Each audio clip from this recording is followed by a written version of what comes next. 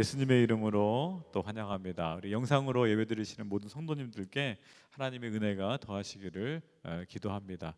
우리 M센터 소식을 잠깐 전하도록 하겠습니다. 아시다시피 10월 1일과 2일이 추석이죠. 저희가 추석 하비스트를 금년에는 다 같이 모여서 예배를 드리기는 어렵게 됐습니다. 대신에 온라인으로, 특별히 유튜브로 같이 예배를 드릴 수 있습니다. 그래서 여러분, 제가 입고 있는 티, 이게 금년 하비스트 공식 티인데요. 힘내라 대한민국, 또 힘내라 온누리, 각 열방을 힘내는 이 티를 입고 저희가 유튜브에서 함께 만나기를 원합니다. 10월 1일과 2일 이틀에 걸쳐서 우리 영상으로 예배가 나갈 테니까 기대해 주시고 또 기도해 주시고 참여해 주시기를 부탁을 드리겠습니다. 또 코로나가 하루속히 종식되어서 우리가 마음 놓고 또 모일 수 있도록 같이 중보해 주시기를 부탁드리겠습니다. 오늘 하나님의 말씀 같이 볼 텐데요. 오늘 말씀은 느헤미야 2장 11절에서 20절의 말씀입니다. 느헤미야 2장 11절에서 20절, 우리 무너진 성벽을 다시 세우라는 제목으로 말씀 우리 들을 텐데요. 오늘 말씀 먼저 성경을 먼저 읽도록 하겠습니다. 제가 먼저 읽겠습니다. 나는 예루살렘으로 가서 그곳에서 3일 동안 머물렀습니다. 그러던 중 밤에 몇 사람을 데리고 순찰을 나갔습니다. 나는 내 하나님께서 내 마음에 예루살렘을 위해 할 일을 정해두신 것을 아무에게도 말하지 않은 상태였습니다. 내가 타고 있던 말 외에는 탈 곳도 없었습니다. 그 밤에 나는 골짜기 문으로 나갔습니다. 용 우물과 거름 문으로 향하면서 살펴보니 예루살렘 성벽은 다 무너졌고 성문들은 모두 불에 탄 채로 버려져 있었습니다. 그러고는 샘문과 왕의 못을 향해 갔습니다. 그러나 너무 비좁아 말을 타고 지나갈 수조차 없었습니다. 그래서 나는 밤에 시내를 따라 올라가면서 성벽을 살피고 골짜기 문을 지나 되돌아왔습니다. 관리들은 내가 어디에 갔었는지 무엇을 했는지 알지 못했습니다. 내가 유다 사람이나 제사장이나 귀족이나 관리나 그 일을 하게 될 다른 어떤 사람에게도 이것을 말하지 않았기 때문이었습니다. 그 후 나는 그들에게 말했습니다. 우리가 당면한 고난은 여러분이 보는 바와 같소. 예루살렘은 폐허가 됐고 그 성문들은 불에 타버렸소. 자, 이제 우리가 예루살렘 성벽을 재건합시다. 그러면 우리가 다시는 수치를 당하지 않을 것이요, 나는 또한 내 하나님의 은혜로운 손길이 내게 있는 것과 왕이 내게 말한 것을 그들에게 말해 주었습니다. 그들이 대답했습니다. 우리가 재건을 시작합시다. 이렇게 그들은 이 선한 일을 시작했습니다. 그러나 호론 사람 산발랏과 관리인 암몬 사람 도비야와 아라비아 사람 게셈이 이 말을 듣고 우리를 조롱하고 비웃었습니다. 그들이 말했습니다. 너희가 무슨 짓을 하려는 것이냐? 왕에게 반역이라도 할 참이냐? 내가 그들에게 대답했습니다. 하늘의 하나님께서 우리를 위해 이 일을 꼭 이루어 주실 것이다. 성벽 재건은 주의 종인 우리의 할 일이다. 너희는 아무 목도 없고 권리도 없고 역사적 명분도 없다. 오늘 우리 박창홍 선교사님을 통해서 하나님의 말씀 함께 듣도록 하겠습니다.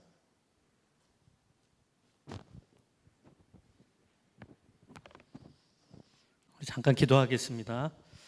하나님 아버지 감사합니다. 오늘 또 하나님의 말씀을 우리가 함께 듣고 나누길 원합니다. 하나님께서 이 시대에 필요한 그 하나님의 말씀, 또 오늘 우리에게 필요한 말씀을 들려주시고 우리가 겸손히 하나님 앞에, 또 하나님의 말씀 앞에 무릎 꿇고 우리의 마음을 활짝 열어 하나님의 그 말씀을 듣는 시간이 되게 하여 주옵소서. 감사드리며 예수님의 이름으로 기도하옵나이다. 아멘. 제가 큰일 났습니다. 목이 지금 간질간질 해가지고요. 사실 지금 기침하면 역적이 되는데 환절기가 되면 목이 조금 기관지가 좀 약해서 약간 기침이 나오는데, 오늘 집에 나오면서도 저희 딸이 아빠 설교하면서 기침하면 큰일 나 얘기를 하더라고요. 기침이 안 나오도록 여러분 기도하는 마음으로 들어주시면 좋겠습니다. 우리 요즘에 이제 우리가 계속 화제가 되는 이야기가, 우리의 대화의 주제가 늘 코로나 이야기죠. 그래서 모든 사람들이 도대체 이 코로나라는 긴 터널이 언제쯤 끝날 수 있을까, 그 끝을 정말 간절하게 기다리고 있죠. 그래서 우리가 얼마 전까지만 해도 거리두기 2.5단계가 시행이 됐었는데 이제 어저께 또 정부에서 다시 발표를 했죠. 우리 2.5단계 거리두기를 또 다시 연장하겠다 발표를 하고, 그래서 특별히 우리 사업을 하시는 자영업자들이 또 굉장히 많이 힘든 것 같아요. 제가 어제 이발을 하러 미용실에 갔는데 그 미용사분이 저한테 너무 힘들다고 하소연을 하시더라고요. 요즘에는 사람들이 머리는 기르니까 안 자를 수는 없는데 한 달에 한 번씩 머리 자를 거를 두 달에 한 번씩 와서 머리를 자른대요. 그리고 웬만해서는 집에서 또 염색을 할 수 있으면 염색을 하고, 그래서 손님이 절반으로 줄어들었다고 제 머리를 자르면서 하소연을 하시더라고요. 얼마나 월세 내기도 힘들고 정말 지금은 코로나 때문에 힘들지 않은 사람들이 없죠. 모두가 정말 힘들고 어려운 시기를 보내고 있는 것 같습니다. 그래서 우리가 또 유행하는 말이 코로나 블루라는 말을 또 우리가 많이 하잖아요. 요즘에는 또 코로나 앵글이라는 말을 또 하더라고요. 이게 우울함을 넘어서 이제 분노가 치미는 거죠. 얼마 전에 제가 기사를 하나 보았는데요. 이 우리나라의 분노관리연구소라는 연구소가 또 있더라고요. 우리나라의 그 사람들의 분노를 연구하는 이곳 원장님이 이제 기사에서 이런 얘기를 하는데, 어떻게 우리가 코로나 우울증을 극복할 수 있을 것인가, 이분이 하나 제안을 해주신 게요. 특별히 우리가 이제 집안에서 함께 가족들이 있는 시간들이 많은데 우리가 함께 있으면서 이 말 한마디 때문에 집안에 전쟁이 시작된다고 합니다. 바로 그 말이 무슨 말이냐면, 당신만 힘드냐 이 말이죠. 엄마만 힘들어? 나도 힘들어. 아빠만 힘들어? 그리고 이렇게 이제 싸움이 벌어지다 보면 마지막에 무슨 말로 끝나냐면 다 때려치워, 다 때려치워 이러면서 이제 전쟁이 끝나는 거죠.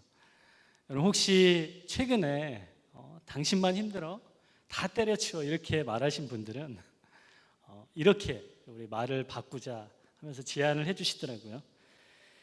당신만 힘들어가 아니라 한 글자만 바꿔서 당신도 힘들어, 당신도 힘들지, 엄마도 힘들지, 한 글자를 바꿨을 뿐인데 이 한 글자 속에 내가 당신을 이해해, 힘내, 나도 당신과 함께 있어, 이러한 표현이 같이 들어있죠. 우리가 이렇게 힘들 때일수록 서로를 공감해 주는 말, 서로를 위로해 주는 말, 또 힘낼 수 있도록 격려해 주는 그런 말들을 많이 할 수 있었으면 좋겠습니다. 오늘 느헤미야도 오늘 본문을 통해서 이스라엘 백성들에게 공감의 말, 또 격려의 말로 그들을 위로해 주는 것을 볼 수가 있습니다. 이 느헤미야 시대에도 지금과 같은 희망이 보이지 않는 이 암울한 터널을 지나면서 도대체 이 터널이 언제 끝날 것인가, 이 우울감에 빠져 있는 이스라엘 백성들에게 희망과 도전의 메시지를 던지고 있습니다.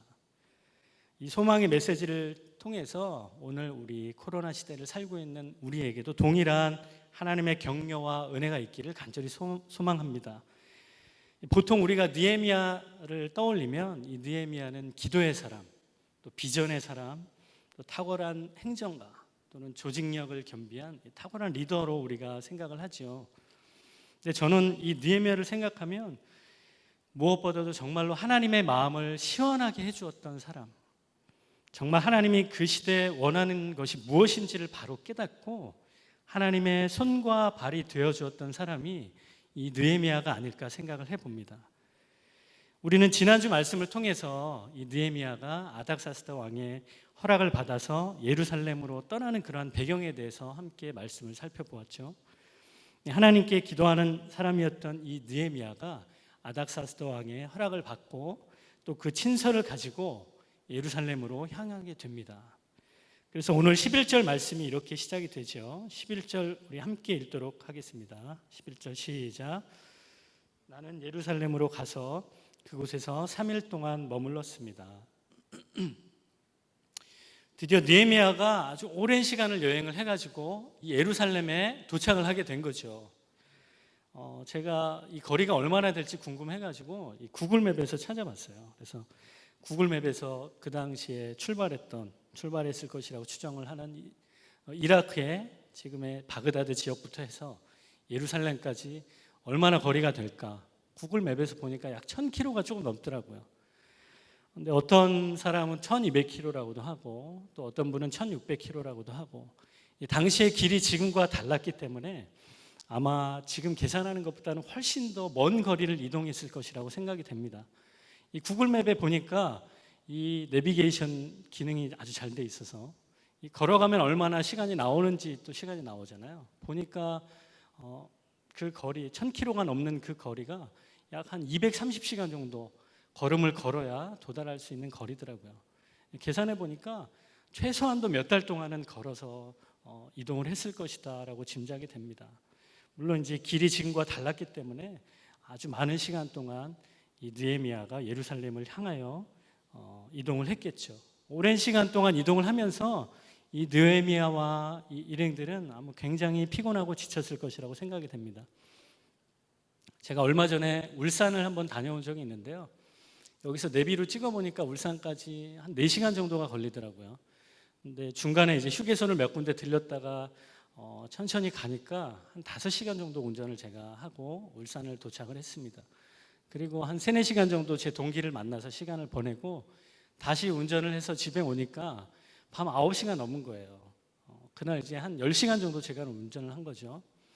그리고 한 10시간 운전을 했는데 그 다음날 너무 피곤해가지고 제가 거의 침대에서 일어나지 못하고 침대에서 시간을 보냈던 것 같아요. 그런데 이 느헤미야가 여행했던 그 상황을 생각해 보면 지금보다 훨씬 교통이 좋지도 않은 그때 몇 달 동안 여행을 했다고 하면 아마 제 체력이라면 한 달 정도는 쉬어야 되지 않았을까 생각이 됩니다.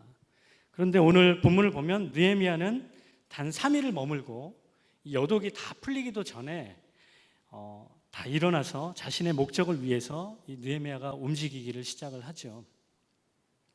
이 앞서 에스라도 보면 예루살렘에 도착했을 때 3일 정도 머물고 자신의 목적과 사명을 위해서 지체 없이 행했던 모습을 볼 수가 있습니다.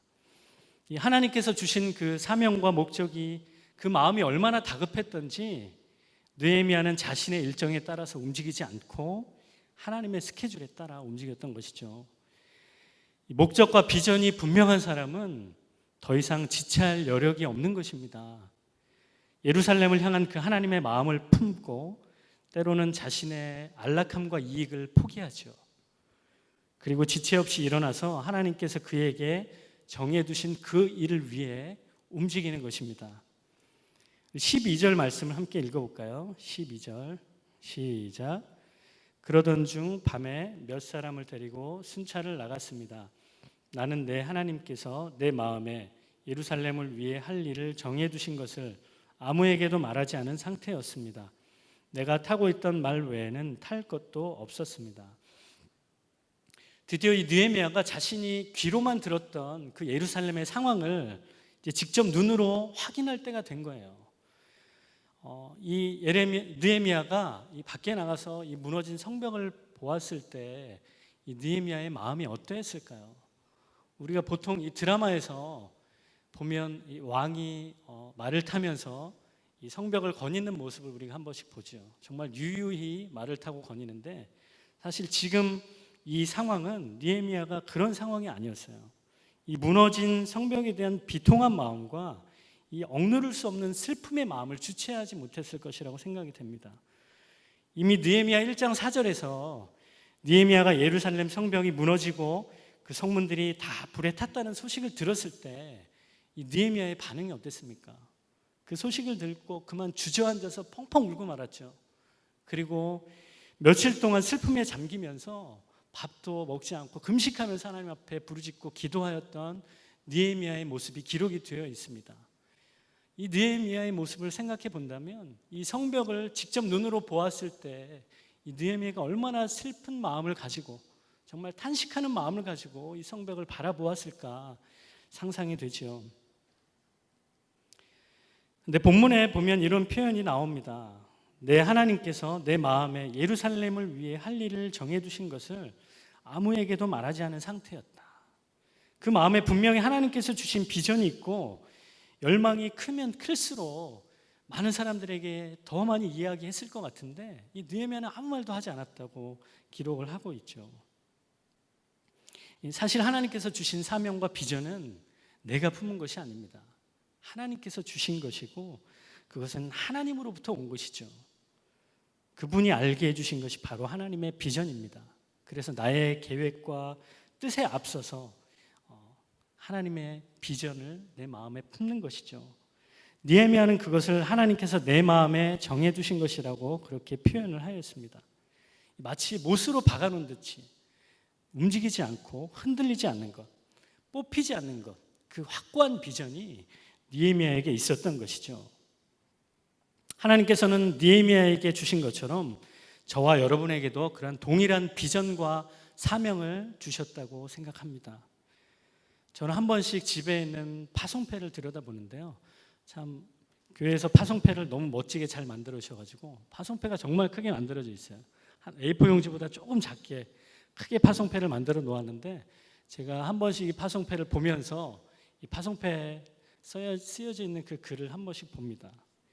뭐라고 쓰여 있냐면 오늘의 교회는 예수 그리스도의 지상 명령에 순종해서 모든 민족을 제자 삼기 위해 위성도를 장기 선교사로 파송합니다. 이런 글이 쓰여져 있는데요. 제가 이 파송패를 한 번씩 볼 때마다 제 마음을 다시 한번 다잡는 거죠. 그래, 나는 장기 선교사를 하나님께서 파송해 주셨지. 처음에 그 파송했던 그 순수한 마음을 다시 떠올리고 나의 마음을 다잡는 거죠. 여러분, 우리 마음에 새겨주신 그 하나님의 비전과 하나님의 소명은 주변의 환경과 어려움 속에서도 흔들리지 않아야 될 줄로 믿습니다. 날마다 우리가 그 비전을 생각하며 처음 불러주신 그 소망을 우리가 날마다 붙들고 있어야 하는 것이죠.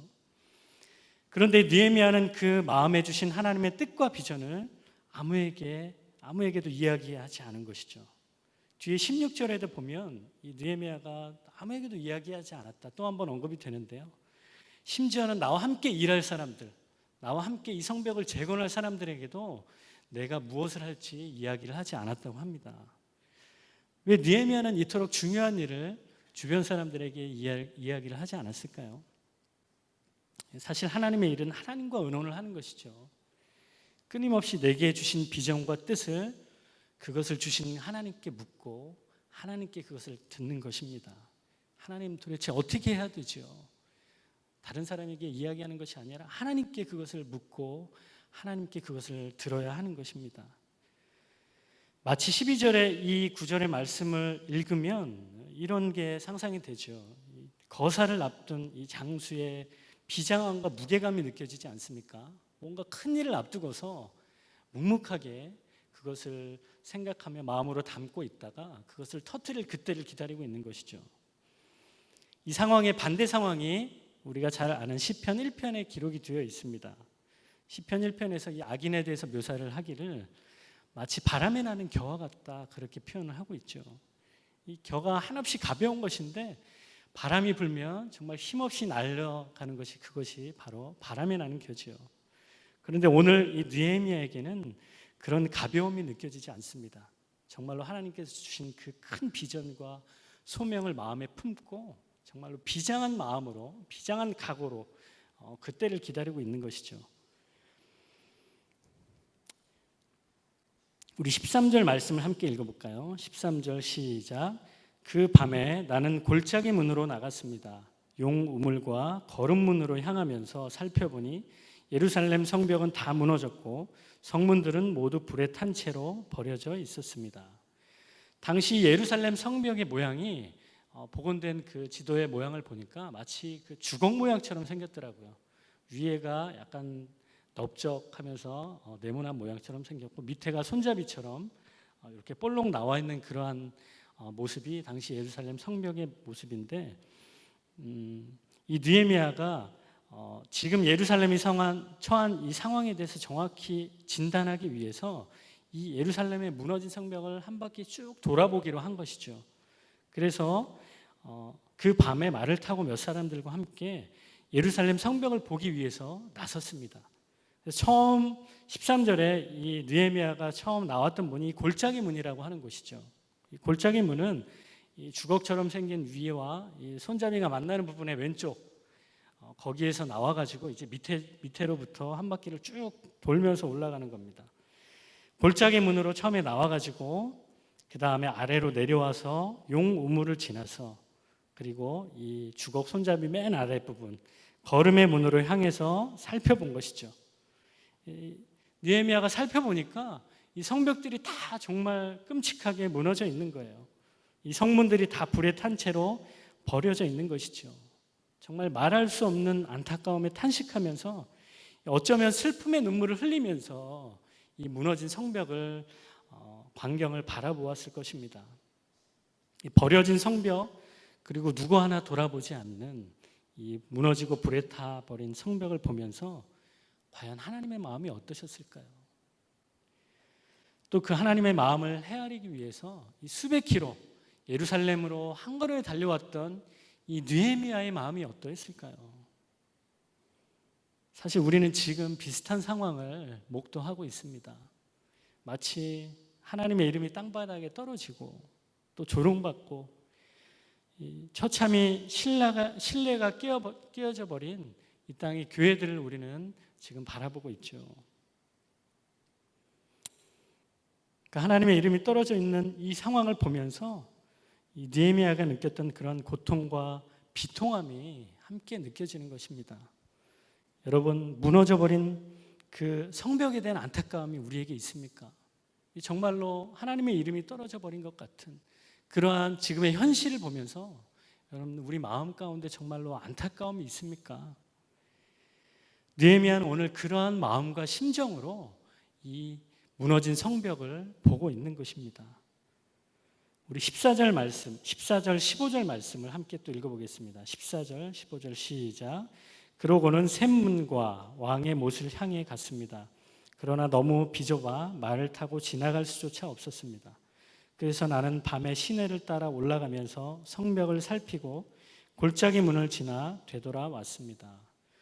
느헤미야가 조금 아래쪽으로 샘문과 그리고 아래 성벽을 돌아서 왕의 못이라고 하는 곳을 살폈고 그리고 위쪽으로 올라가 보니까 성벽이 너무 많이 무너져가지고 지나갈 길이 없는 거죠. 도대체 말을 타고 지나갈 수가 없어서 이 느헤미야가 어디로 내려갔냐면 이 아래쪽에 골짜기로 내려갔죠. 이 골짜기에 보면 이 기드론 시내가 있는데 이 골짜기에 있는 기드론 시내를 따라서 이 성벽을 쭉 둘러보는 것입니다. 그래서 이 시내를 따라 올라가면서 성벽을 한 바퀴 돌아서 구석구석 돌아보고 다시 처음에 출발했던 골짜기 문으로 되돌아왔습니다. 무너진 성벽을 재건하려면 어디가 무너졌는지, 어디가 불탔는지, 어떻게 무너졌는지를 정확히 진단을 해야 합니다. 이 정확히 진단한 후에야 어떻게 이것을 해결해야 할지 해결 방법이 나오는 것이죠.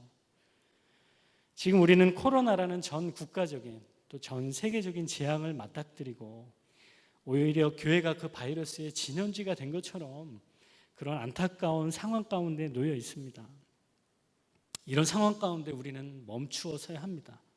그리고 기도하면서 도대체 어디가 잘못됐는지, 어디가 문제인지를 우리는 살펴보아야 하는 것이죠. 도대체 어디서부터 잘못된 것일까? 교회가 왜 이렇게 그 이름이 떨어졌을까? 우리는 기도하면서 고민해 보아야 하는 것입니다.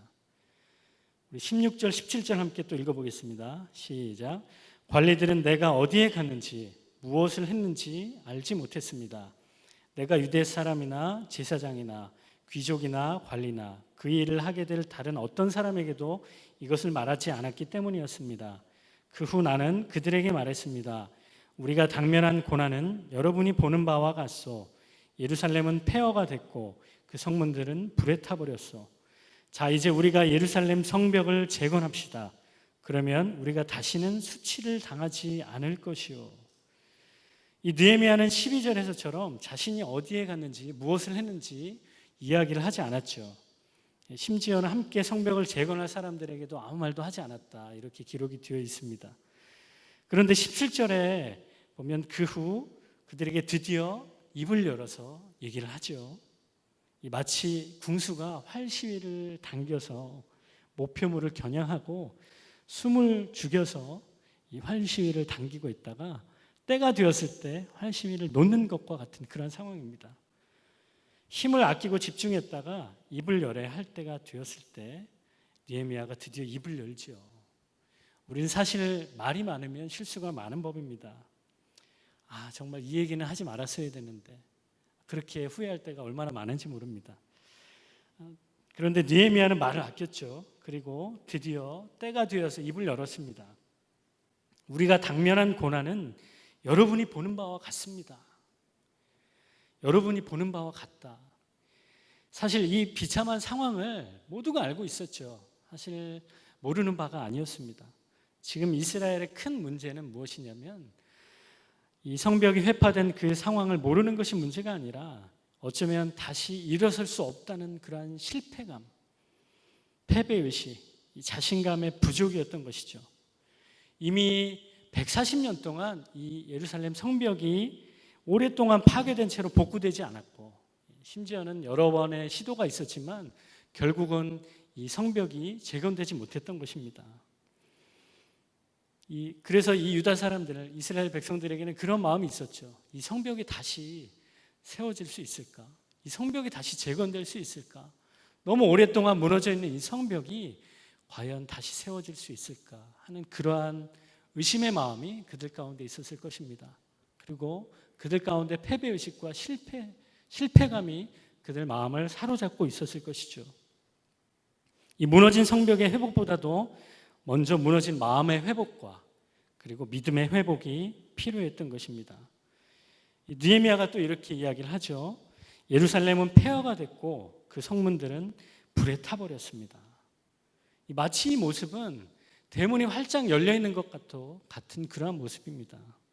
여러분, 밤에 집에서 잠을 자는데 대문이 활짝 열려 있다고 한번 생각을 해보십시오. 밤에 여러분 편하게 잠을 잘 수 있겠습니까? 밤에 아마 발을 뻗고 잠을 못 자겠죠. 혹여나 누가 들어오지는 않을까? 누가 들어와서 이 밤에 몰래 누가 침입하지 않을까? 이스라엘도 똑같은 마음이었습니다. 그 성벽이 무너져 있고 그 문이 불에 타서 활짝 열려 있는데 과연 그 상태에 평안함이 있었을까요? 안정감이 있었을까요? 그리고 느헤미야가 계속 얘기를 합니다. 자, 이제 우리가 예루살렘 성벽을 재건합시다. 그러면 우리가 다시는 수치를 당하지 않게 될 것입니다. 여러분, 우리가 이제 성벽을 재건합시다. 지금이 바로 그때입니다. 느헤미야는 당신들이 성벽을 재건할 것이라고 얘기하지 않았습니다. 느헤미야가 함께 성벽을 재건하자고 하면서 우리라는 표현을 썼지요. 이 우리라는 표현을 써서 나는 이 공동체에 속해 있고 그리고 나는 이 공동체의 주인입니다라는 주인의식을 가지고 있었습니다. 그래서 우리가 함께 이 성벽을 재건해야 합니다라고 이야기를 했던 것입니다. 당신들의 문제가 아니라 당신들이 재건해야 할 그런 문제가 아니라 우리가 함께 성벽을 재건해야 합니다. 여러분, 바로 지금 우리가 성벽을 재건해야 합니다. 왜 그렇습니까? 그러면 우리가 다시는 수치를 당하지 않게 될 것이기 때문입니다. 여러분, 성벽이 없는 예루살렘을 생각해 보십시오. 정말 벌거벗겨져 있는 것 같은 수치스러운 그런 상황이 아니었을까요? 아니, 정말 훤히 다 들여다 보이고 누구라도 원한다면 마음껏 안에 들어가서 약탈하고 괴롭힐 수 있는 그러한 상황이었죠. 여러분, 우리의 수치는 성벽이 무너졌기 때문입니다. 이 내부를 지켜줄, 나의 정말 가장 소중한 것을 지켜줄 그 성벽이 없기 때문에 우리에게 수치가 온 것이죠. 여러분, 우리에게 있어서 무너진 성벽은 무엇입니까? 여러분들에게 있어서 무너진 성벽은 무엇입니까? 나에게 있어서 정말 다시 재건해야 될 그런 성벽은 무엇입니까? 여러분, 우리가 잘 알고 있는, 여러분들이 아마 한 번씩 다 읽어보았을 책이 있죠. 내면 세계의 질서와 영적 성장이라는 그러한 책이 있는데 우리 고든 맥도날드 목사님이 지은 책이죠. 이 책에서 보면 이 목사님이 젊은 시절 초반에 본인이 겪었던 이야기를 이렇게 설명을 합니다. 결혼하면서 2명의 자녀가 생겼고 그리고 어느 중형 교회에서 목사님이 열심히 사역을 한 거죠. 너무 바쁘게 사역을 하다 보니까 주변에서 보기에는 정말 성공한 젊은 목회자다 이런 평가를 내렸을 법도 한데 어느 날 이 목사님이 30세가 되었을 때 매우 바쁘게 사역을 하다가 순간 영적인 공허함과 그리고 자신의 내면 세계가 한순간에 무너져 버린 것 같은 그러한 절망감을 맛보게 됩니다. 이 겉으로 보기엔 정말 성공하는 것 같고 정말 열심히 사역하는 것 같은데 사실은 그의 보이지 않는 내면 세계의 성벽이 무너졌다는 것을 목사님이 발견을 하게 된 것이죠. 여러분, 고든 맥도날드 이 목사님처럼 우리도 역시 바쁘고 그럴듯한 사역자처럼 그렇게 보이는 것 같지만 사실은 우리의 내면의 성벽이 무너져 있을 수 있습니다. 여러분, 우리의 내면을 한번 바라다 살펴보십시오. 여러분, 하나님과의 관계가 무너져 있습니까? 아니면 사람들과의 관계가 무너져 있습니까? 하나님과의 그 은밀한 기도의 시간이 무너져 있습니까? 아니면 하나님의 말씀을 묵상하는 그 묵상의 시간이 무너져 있습니까? 아니면 나만 아는 은밀한 성적인 그런 문제들, 도덕적인 문제로 우리가 넘어져 있습니까? 꿈을 잃었습니까? 아니면 비전을 잃었습니까? 여러분, 성벽이 무너져 있다면 끊임없이 약탈당하고 그리고 수치를 당할 수밖에 없습니다. 여러분, 그 무너진 성벽은 절대로 그냥 두어서는 안 됩니다. 반드시 그 성벽은 재건되어야 합니다. 여러분, 그 무너진 성벽이 무엇인지는 우리 자신이 아마 잘 알 것입니다. 그 성벽이 한꺼번에 몰려오는 적들에 의해서 순식간에 무너졌든지 아니면 울타리를 허무는 작은 여우 한 마리 때문에 그 성이 무너졌든지 여러분, 정말 심각하고 진지하게 우리 자신을 다시 한번 점검해 보아야 할 줄로 믿습니다. 여러분, 오늘날 우리 한국교회의 무너짐은 결코 남의 이야기가 아니죠. 이 교회를 이루고 있는 리더 한 사람 그리고 성도 한 명 한 명의 성벽에 무너졌기 때문에 우리 교회가 무너진 것입니다. 여러분, 그리고 느헤미야가 오늘 동일하게 우리에게 이렇게 선포를 하죠. 자, 이제 그 무너진 성벽을 다시 재건합시다. 그리고 이렇게 이어서 고백을 합니다. 우리 18절 말씀 함께 한 목소리 읽어보겠습니다. 시작. 나는 또한 내 하나님의 은혜로운 손길이 내게 있는 것과 왕이 내게 말한 것을 그들에게 말해 주었습니다. 그들이 대답했습니다. 우리가 재건을 시작합시다. 이렇게 그들은 이 선한 일을 시작했습니다. 우리가 성벽을 다시 세울 수 있는 이유는 바로 하나님의 은혜로운 손길이 우리와 함께 하시기 때문입니다. 우리는 사실 아무것도 가진 것이 없는 것 같지만 사실은 가장 강력한 무기, 가장 강력한 회복의 원동력인 하나님의 은혜의 손길이 우리와 함께 한다는 그 사실을 우리는 기억해야 할 것입니다. 느헤미야의 선포처럼 하나님의 은혜의 손길이 아직 우리 가운데 있다는 사실을 여러분 기억하시기 바랍니다. 느헤미야가 격려하고 도전했던 그 사람들의 마음에 새로운 소망과 꿈이 생겨나기 시작했죠. 그래, 하나님이 함께 하시면 할 수 있어. 하나님의 은혜가 있다면 이 무너진 성벽을 다시 세울 수가 있어. 그들 마음 가운데 새로운 꿈이 생겨났죠. 할 수 있다는 자신감이 생겨났습니다. 이 한 사람의 비전원으로 말미암아서 한 사람의 영적 리더의 그러한 도전으로 말미암아 이 공동체가 변하는 그러한 일어서는 순간이 바로 지금 이 순간입니다. 그래, 우리 다시 한번 해보자. 하나님께서 우리와 함께 계시잖아. 하나님의 은혜가 우리와 함께 하신다면 다시 할 수 있습니다. 여러분, 우리 옆에 분들에게 그렇게 무너진 성벽을 재건합시다.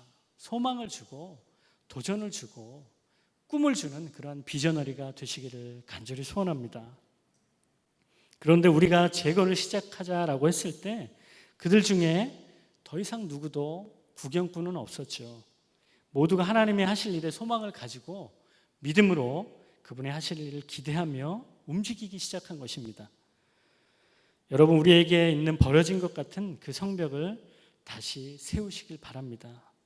기도의 성벽, 말씀의 성벽, 예배의 성벽을 다시 세울 수 있는 저와 여러분들이 되시기를 간절히 축원합니다.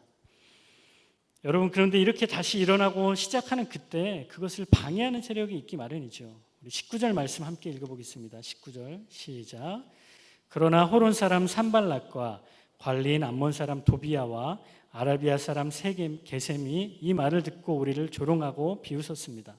그들이 말했습니다. 너희가 무슨 짓을 하려는 것이냐? 왕에게 반역이라도 할 참이냐? 호론 사람 산발랏은 사마리아의 총독이었습니다. 호론은 그가 다스리던 지역이었는데 느헤미야가 성벽을 재건하여 예루살렘이 강해지면 자연스럽게 자신의 세력이 약해질 거라고 생각을 했었던 것이죠.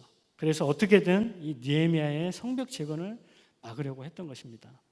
이 느헤미야서를 계속 읽다 보면 이 산발랏이 계속해서 이 느헤미야의 성벽 재건을 방해하는 모습이 나옵니다. 성벽 재건을 비웃기도 하고 협박하고 또 공사에 참여한 사람들을 살해하는 계획도 세우고 심지어는 느헤미야도 죽이려고 계획을 하죠. 도비야는 또 산발락과 함께 지속적으로 이 성벽 재건을 방해하는 그러한 인물입니다. 이 도비야 마찬가지로 유대의 귀인들과 동맹 관계를 유지하면서 자신의 지위를 확고히 세웠던 사람인데 이 예루살렘 성벽이 세워지면 자신의 입지가 흔들릴 것으로 생각을 한 것이죠. 게셈도 마찬가지로 산발락과 도비야와 함께 성벽 재건을 방해하였던 그런 사람입니다. 여러분, 우리가 다시 일어나고 회복하려고 할 때 가장 싫어하는 것이 바로 사단의 세력이죠. 그래서 사단의 세력은 어떠한 방법으로든 믿는 이들이 다시 일어나는 것을 방해하기 위해서 계속해서 공격을 합니다. 사명을 감당하려고 할 때 우리 바깥에서 수도 없이 바람이 불어오는 것이죠. 거짓된 말로 위협하고 그들을 포기하도록 만드는 것이 사단의 전략입니다. 여러분, 이 존 번연의 철로 역정을 보다 보면 이 미궁이라는 성이 나옵니다.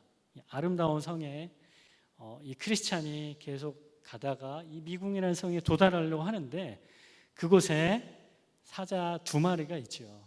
그런데 사실은 이 사자의 2마리가 묶여 있어서 이 크리스찬을 공격할 수가 없는 것입니다. 결박된 사자는 결코 우리의 머리털 하나라도 건드릴 수가 없는 것이죠. 우리 20절 말씀 함께 읽어보겠습니다. 시작. 내가 그들에게 대답했습니다. 하늘의 하나님께서 우리를 위해 이 일을 꼭 이루어 주실 것이다. 성벽 재건은 주의 종인 우리의 할 일이다. 너희는 아무 목도 없고 권리도 없고 역사적 명분도 없다. 이 느헤미야는 분명하게 선포합니다. 하늘의 하나님께서 우리를 위해 이 일을 꼭 이루어 주실 것이다. 느헤미야는 선하신 하나님, 그리고 의로우신 하나님, 그리고 그 자녀들을 위해 결국엔 선한 것을 예비해 놓으신 그 하나님께 반드시 그 일을 이루어 주실 것이라고 선포하는 것이죠. 여러분, 성벽 재건은 주님을 주인으로 모신 그의 백성들의 할 일입니다. 우리는 무너진 교회를 다시 세우고 우리 안에 무너진 성벽을 다시 재건해야 합니다.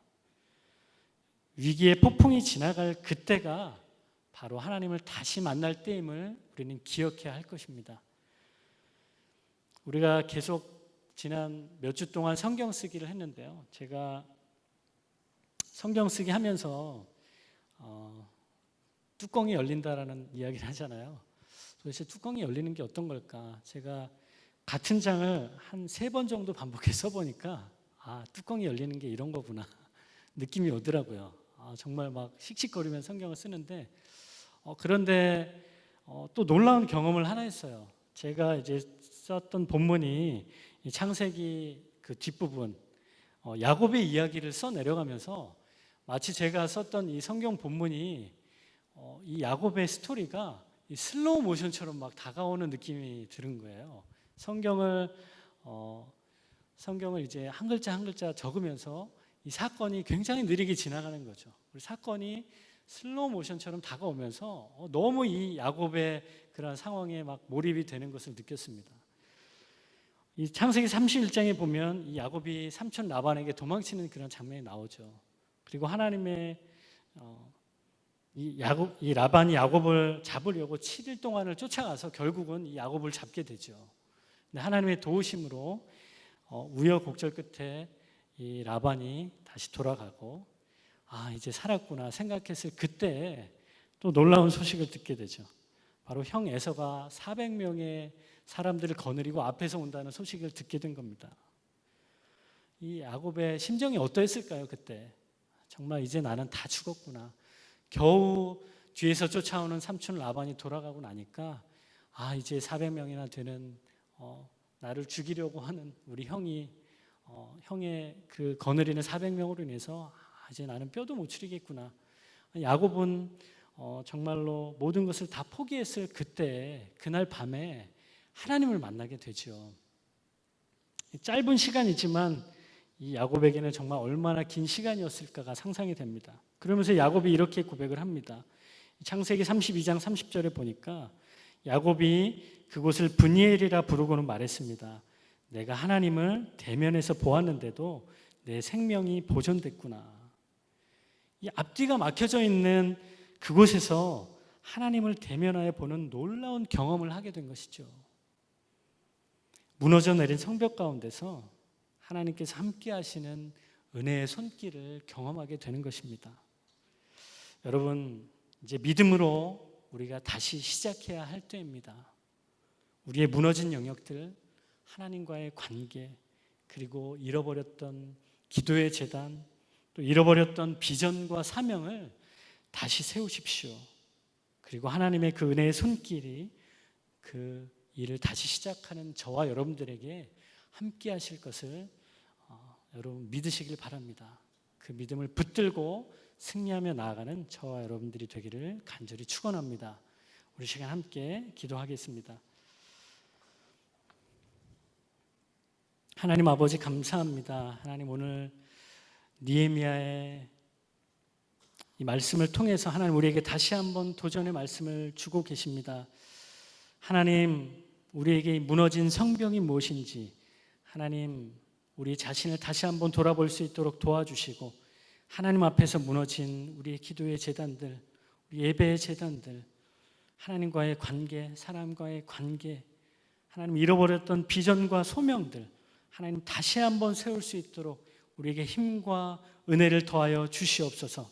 하나님께서 우리와 늘 함께 하시고 하나님의 그 은혜의 손길이 우리에게 함께 하심 우리가 기억할 수 있도록 도와주시고 하나님 무너진 그 성벽을 다시 세울 수 있도록 하나님 우리에게 하나님 우리 한 명 한 명 가운데 하나님의 그 크신 은혜와 그 풍성하신 은혜와 힘을 공급하여 주시옵소서. 그렇게 행하실 주님을 찬양하며 감사드리며 예수님의 이름으로 기도하옵나이다. 아멘.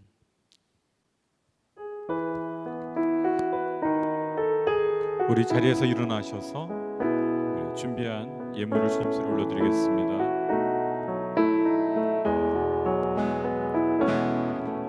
주 선한 능력으로 안으시네 그 크신 팔로 날 붙드시네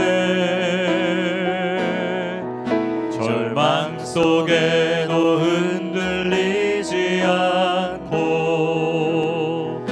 사랑하는 주 얼굴 구하리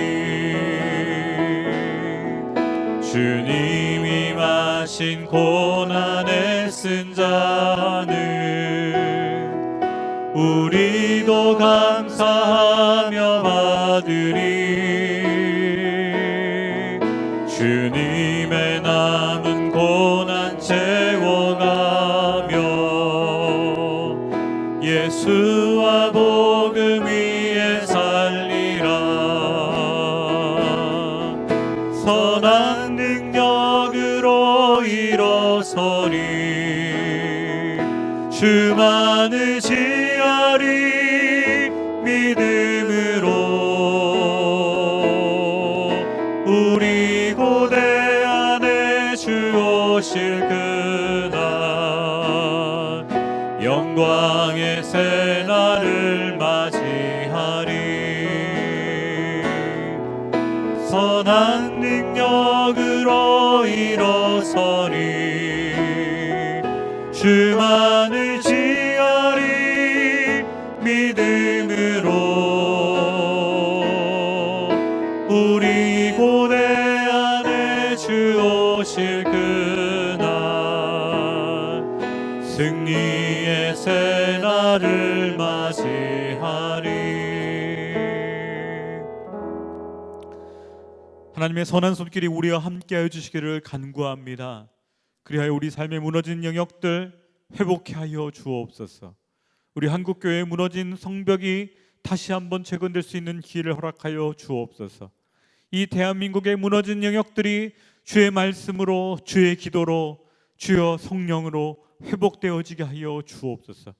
우리의 힘과 우리의 가진 것들을 의지하지 않게 하시며 오직 성령을 의지하여, 말씀을 의지하여 주님 뜻 가운데 살아갈 수 있도록 주여 우리를 인도하여 주옵소서. 우리의 삶의 시간과 물질과 우리의 삶을 주님 앞에 돌려드립니다. 주님 사용하여 주시고 하나님의 나라가 임하게 하시며 우리만 살아날 뿐만 아니라 우리 주위에 쓰러져 있는 영혼들을 일으켜 세우며 하나님 우리 대한민국을 일으켜 세울 뿐만 아니라 열방에 무너져 있는 나라들을 일으켜 세울 수 있는 우리 온누리 M센터와 온누리 교회 되게 하여 주옵소서. 이제는 우리 주 예수 그리스도의 은혜와 하나님 아버지의 사랑하심과 성령님의 함께하시는 은혜가 오늘 무너진 성벽 앞에 탄식하며 주의 은혜를 사모하는 주의 백성들 머리 위에, 또한 온누리 M센터와 온누리 교회 위에, 열방 가운데 무너진 성벽을 재건하고 계시는 선교사님들과 그 가족과 섬기는 교회 위에, 저 북녘 땅에 있는 우리의 잃어버린 형제들 위에 이제로부터 영원까지 함께 하옵시기를 간절히 축원하옵나이다.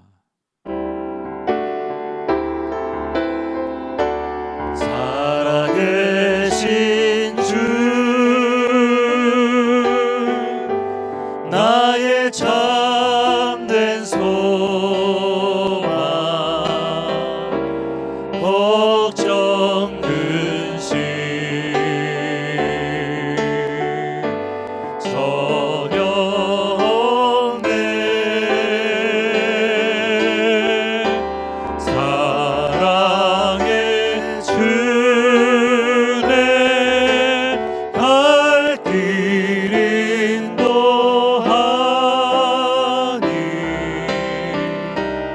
내 모든 삶의 기쁨 늘 충만하네.